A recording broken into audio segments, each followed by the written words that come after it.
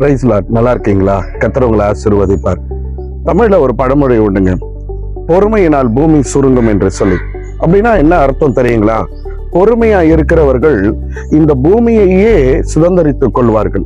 பொறுமையா இருக்கிறவங்க எதையும் சாதிப்பாங்க அப்படின்னு சொல்லி அதற்கு அர்த்தம் சொல்லப்படுகிறதுங்க.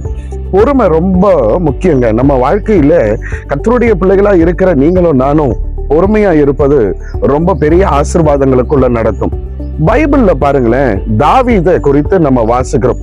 சவுல் தாவீது பெரியவனாய் மேன்மைக்குள்ளவனாய் இருக்கும் பொழுது சவுலுக்கு தாவீது மேல பயங்கர பொறாமை வந்து அவனை கொல்லும்படியாக காரியங்கள் பண்ணுகிறார். தாவீதுக்கு சில நேரங்களில சவுலை கொலை செய்வதற்கான வாய்ப்புகள் கிடைத்தது. ஆனால் அபிஷேகம் பண்ணப்பட்டவரை நான் கொலை செய்வேன் அப்படின்னு சொல்லி அந்த இடத்துல தாவீது அமைதியாகவும் பொறுமையாகவும் அவன் இருந்தான். அதனால என்ன நடந்தது? சவுல் மரித்து போனான். தாவீது தேவனுடைய விருப்பத்தின்படி ராஜாவாக அமர்ந்தான், பூமியை ஆட்சி செய்தான். எனக்கு அன்பான தேவ பிள்ளைகளே, பொறுமையா இருந்தோம்னா இந்த உலகத்துல எதையும் நம்ம சாதிப்போங்க. ரோமர் 5ஆம் அதிகாரம் 3-4 வசனங்கள் இப்படி சொல்லுகிறது.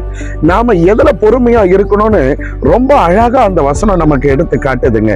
என்ன பாருங்களேன், உபத்திரவம் பொறுமையையும், பொறுமை பரீட்சையையும், பரீட்சை நம்பிக்கையையும் உண்டாக்குகிறது என்று நாங்கள் அறிந்து உபத்திரவங்களிலேயும் மேன்மை பாராட்டுகிறோம் என்று வசனம் சொல்லுகிறதுங்க.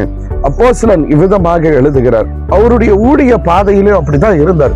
எத்தனை பாடுகள், எத்தனை பட்டினி, பசி, வேதனை, அவமானம், நிராகரிப்பு, அடிக்க வந்தாங்க, குற்றவாளியை நிறுத்தினாங்க, சிறைச்சாலையில போடுகிறதுக்கான சூழ்நிலைகள் வந்தது.